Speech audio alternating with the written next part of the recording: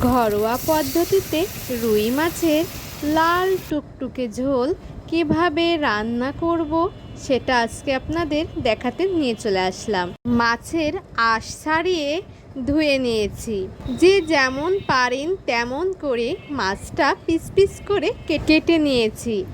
এখন লবণ আর হলুদ দিয়ে সুন্দর করে মাখিয়ে নিচ্ছি। লবণ হলুদ কিন্তু অবশ্যই দিতে হবে।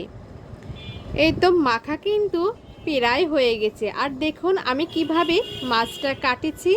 এইভাবেও মাছটা কাটতে পারেন, আবার অন্যভাবেও মাছটা কাটতে পারেন। এখন মাছগুলো ভেজে নেব।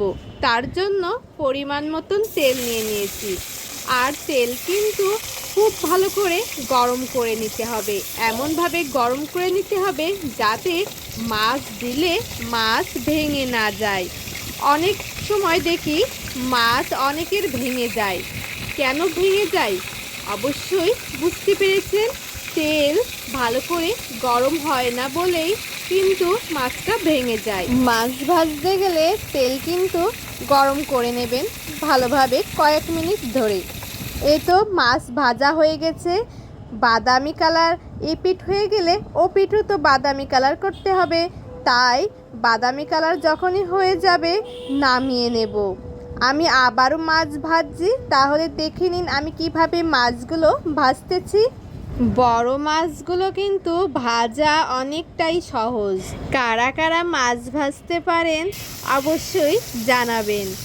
কি কোথা থেকে আমার এই ভিডিওটি দেখছেন অবশ্যই জানাবেন এবং লাইক কমেন্ট শেয়ার করবেন। এই তো মাছ ভাজা কিন্তু হয়ে গেছে। এখন এক এক করে মাছগুলো তুলে নিচ্ছি। বেশি কিন্তু পুড়ে যায়নি এবং লালচেও হয়নি।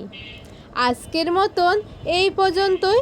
পরের ভিডিওটিতে মাছ কিভাবে রান্না করেছি লাল ঝোল করে সেটা দেখাবো।